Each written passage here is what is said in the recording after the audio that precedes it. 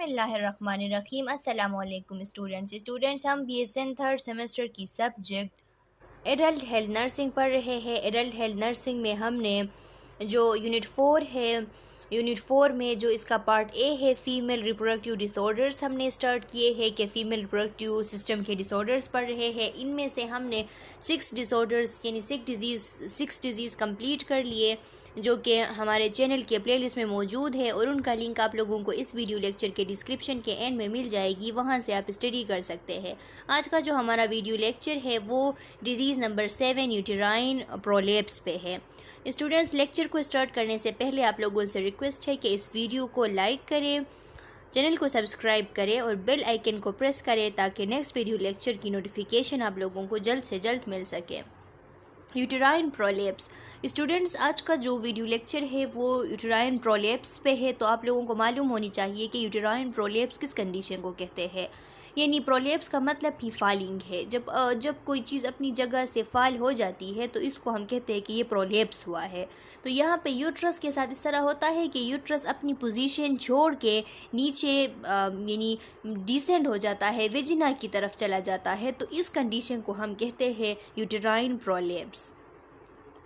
इसके ऑब्जेक्टिव्स क्या है स्टूडेंट्स के इस लेक्चर के एंड के बाद आप लोग इस एबल होंगे कि यूटेराइन प्रोलेप्स को डिफ़ाइन कर पाएंगे। इसके स्टेजेस आप लोगों को मालूम होगी, पैथोफिजियोलॉजी मालूम होगी, इटियोलॉजी मालूम होगी, साइंस सिम्टम्स मालूम होंगे, क्लिनिकल मैनिफेस्टेशन और इसकी ट्रीटमेंट वगैरह आप लोग सब नर्सिंग मैनेजमेंट के साथ पढ़ेंगे।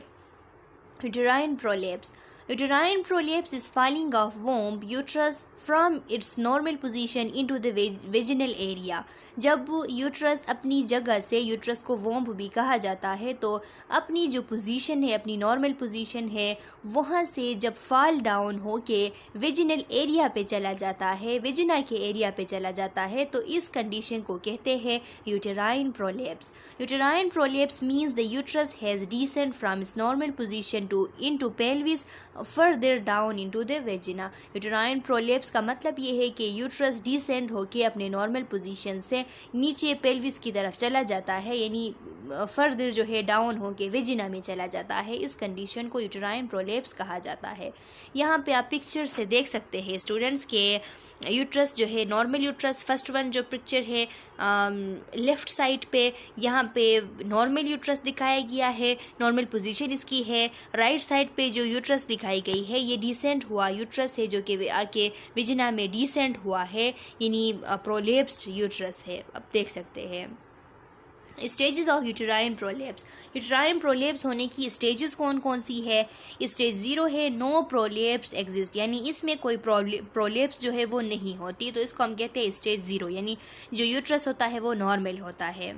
Stage 1 the prolapse extend more than 1 centimetre above the level of hymen, यानी प्रोलेप्स जो है वो एक्सटेंड होता है मोर देन 1 सेंटीमीटर। कहाँ? जो हाइमन होती है इसके अबाउ, यानी अबाउ, इतना अबाउ के मोर देन 1 सेंटीमीटर अगर आ जाती है एक्सटेंड हो गया, तो इसको स्टेज 1 कहते हैं।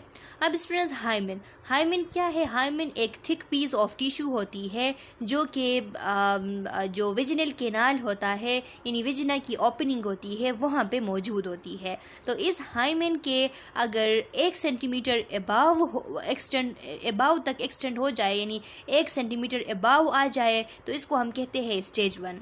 द प्रोलेप्स इज़ 1 अब स्टेज 2 क्या है? The prolapse is 1 centimetre or less from the hymen. अब प्रोलेप्स जो है वो अगर 1 सेंटीमीटर या 1 सेंटीमीटर से भी लेस हो जाए हाइमन से, यानी हाइमन और यूट्रस में जो फासला है वो 1 सेंटीमीटर या 1 सेंटीमीटर से कम हो जाए, तो इसको हम स्टेज 2 कहते हैं। मतलब कि हाइमन से फासला जब 1 सेंटीमीटर से ज़्यादा होता है तो इसको हम स्टेज 1 कहते हैं। जब 1 सेंटीमीटर या 1 सेंटीमीटर से कम होता है तो इसको हम स्टेज 2 कहते हैं। और स्टेज 3 में क्या होता है? The prolapse extend more than 1 centimetre below the hymen but no more than 2 centimetre less than the total length of the vagina, यानी जब प्रोलेप्स यूट्रस जो है वो एक्सटेंड होके 1 सेंटीमीटर बिलो द हाइमन चला जाता है, यानी हाइमन एक पीस ऑफ टिश्यू होती है जो ओपनिंग होती है वेजिना के वहाँ पे, तो बिलो द हाइमन जब चला जाए 1 सेंटीमीटर, यानी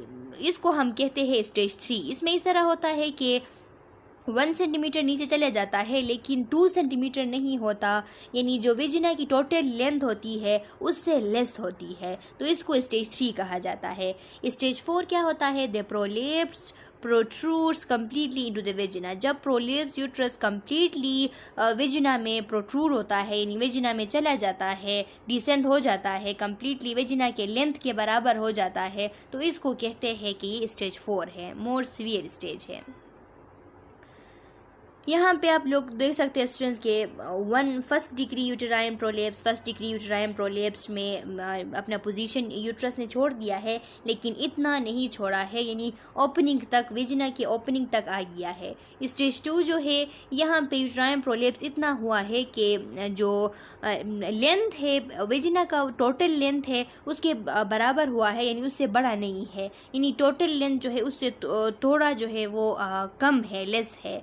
और जो थर्ड डिग्री यूटेराइन प्रोलेप्स है उसमें टोटल वेजिना की जितनी भी लेंथ होती है उस लेंथ के बिल्कुल फिक्स बराबर आ जाती है, तो इसको कहते हैं कि ये थर्ड डिग्री यूटेराइन प्रोलेप्स है, यानी 4th स्टेज है। पैथोफिजियोलॉजी इसकी क्या है students? Normally the uterus is held in place by the muscles and ligament that make up the pelvic floor. Normally uterus जो है वो हेल्ड होता है मसल्स के थ्रू और लिगामेंट्स के थ्रू पेल्विक फ्लोर में। Uterine prolapse occur when the pelvic floor muscle and ligament stretch. Uterine prolapse क्या कब होता है? जब जो पेल्विक फ्लोर के मसल्स और यहाँ के लिगामेंट्स स्ट्रेच हो जाते हैं, यानी उनकी वो जो है उनकी जो स्ट्रेच है, जितने भी मसल्स हैं उनकी स्ट्रेच है वो यानी बिकम डैमेज्ड एंड वीक। उनकी स्ट्रेच यानी उनकी खिंचाव को कहते हैं। यानी स्टूडेंट्स ये इस तरह होता है ना, इसकी अगर आप डायग्राम देख ले तो जो लिगामेंट और जो मसल्स होते हैं पेल्विक फ्लोर के, उन्होंने इस तरह जो यूट्रस है उसको खींचा हुआ होता है, इसलिए कहते हैं कि उन्होंने स्ट्रेच किया होता है, यानी स्ट्रेच खींचने को कहते हैं। मसल्स और लिगामेंट्स ने स्ट्रेच किया होता है। जब वो stretch become damage and weekend, जब वो उनकी जो खिंचाव होती है वो डैमेज हो जाती है या वो वीक हो जाती है, so they can no longer support the pelvic organ, कि इतना वीक हो जाना कि फिर वो पेल्विक ऑर्गन को सपोर्ट नहीं कर पाते, तो फिर allowing the uterus to fall into the vagina. वो यूट्रस को अलाउ करते हैं, खींच नहीं पाते हैं क्योंकि कमज़ोर हो गए हैं, वो अलाउ करते हैं कि यूट्रस जो है जाके वेजिना में गिर जाता है, तो इस कंडीशन को यूट्राइन प्रोलेप्स कहा जाता है। Prolapse can be incomplete or in more severe cases complete। यानी प्रोलेप्स जो है मोर सीवियर केस जो है उनमें कंप्लीट होता है, और जो नॉन सीवियर केसेस होते हैं यानी जो माइल्ड केसेस होते हैं उनमें इनकम्प्लीट होता है। यानी when the uterus slips and drop outside of the vagina, यानी या तो ये कंप्लीट इसको कहा जाता है कि कम्प्लीटली वो स्लिप हो के यूट्रस जो है निकल जाए, रिमूव हो जाए वेजिना के थ्रू, तो इस कंडीशन को कहते हैं कि कंप्लीट प्रोट्रूड होना, कंप्लीट प्रोलेप्स हो जाना। और इनकम्प्लीट को कहते हैं कि इसका जो हाफ है वो बॉडी के अंदर रह जाए और हाफ जो है वो बाहर निकल जाए, तो इस कंडीशन को इनकम्प्लीट प्रोट्रूड या इनकम्प्लीट प्रोलेप्स कहते हैं।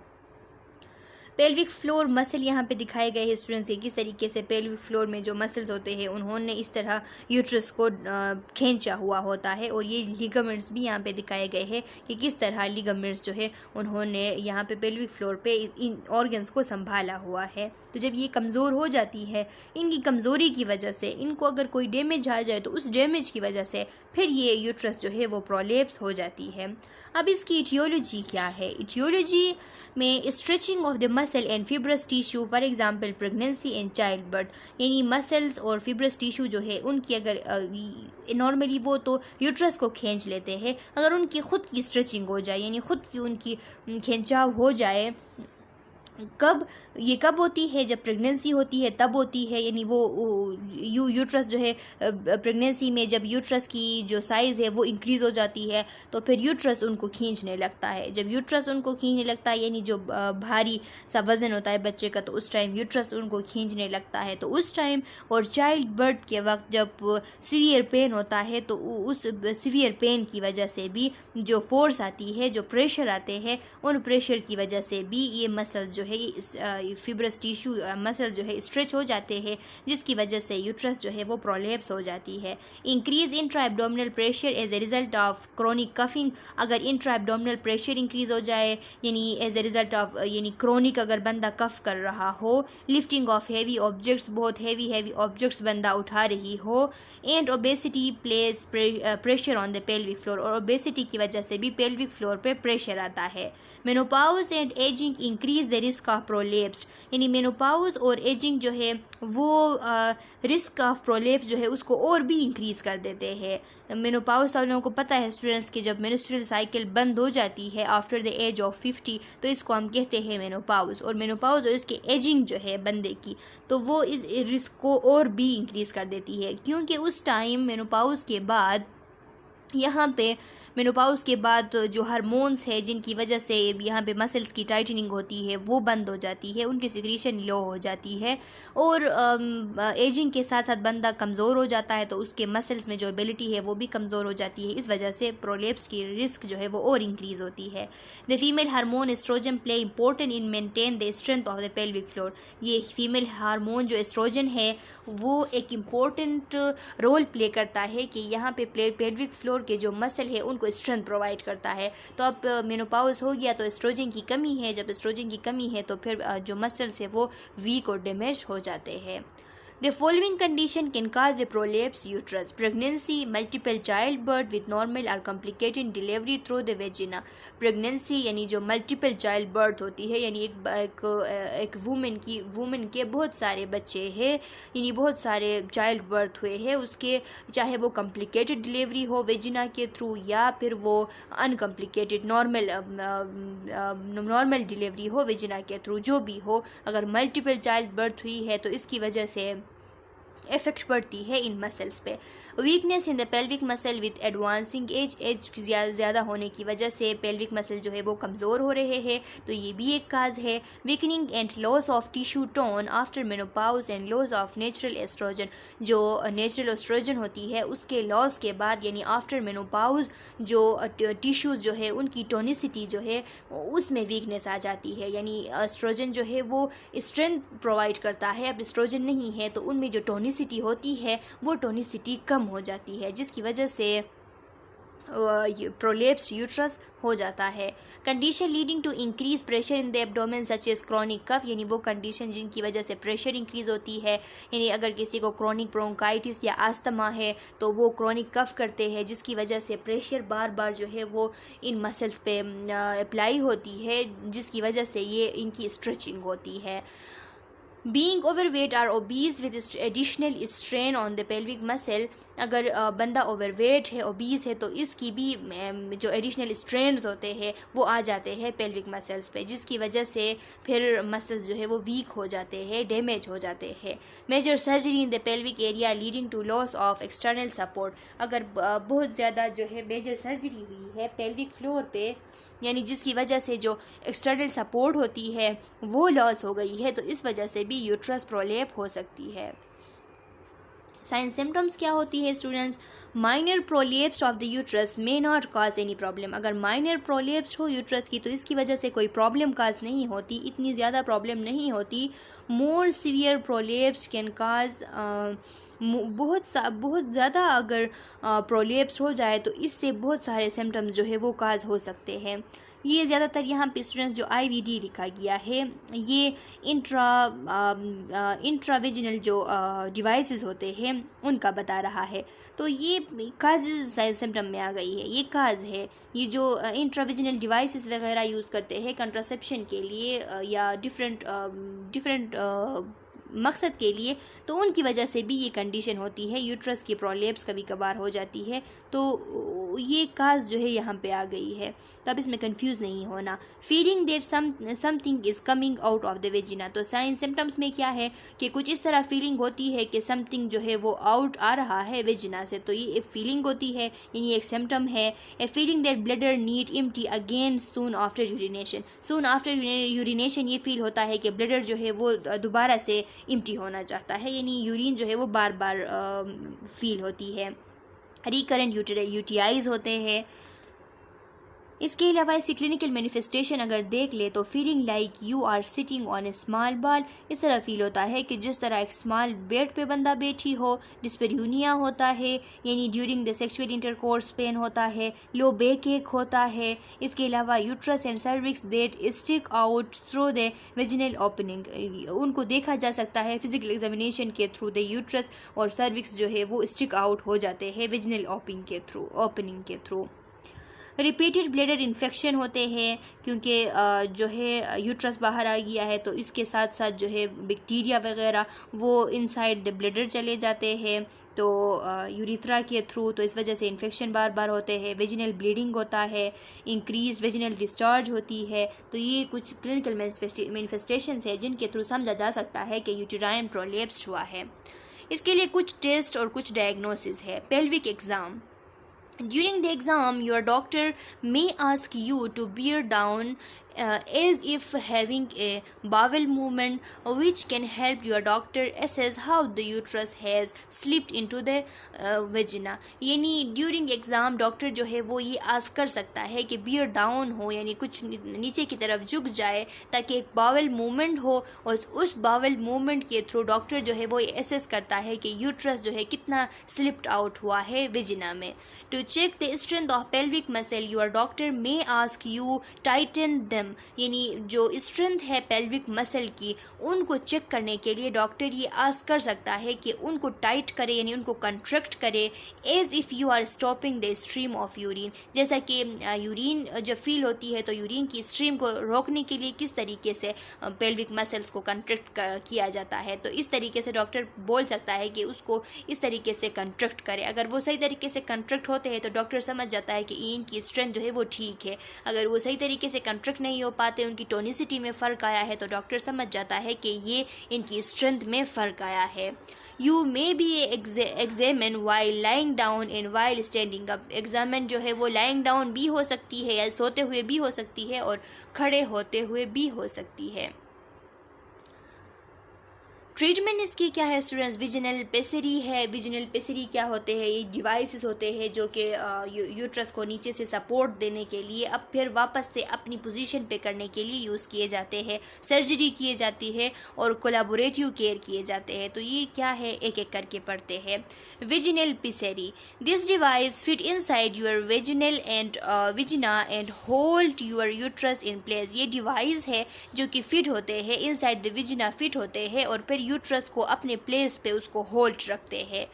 यूज्ड एज टेम्पररी और परमानेंट ट्रीटमेंट, ये एज ए टेम्पररी या परमानेंट ट्रीटमेंट दोनों यूज़ किए जा सकते हैं। यानी एज ए टेम्पररी पिसरी भी लगाया जा सकता है, एज परमानेंटली भी लगाया जा सकता है। Vaginal pessary comes in different size and shape, इनकी डिफरेंट साइज और डिफरेंट शेप होते हैं। Pessary can be clean from time to time, some time by doctor और नर्स। पिसरी जो है वो क्लीन किए जाते हैं टाइम टू टाइम, कभी नर्स से कभी डॉक्टर से।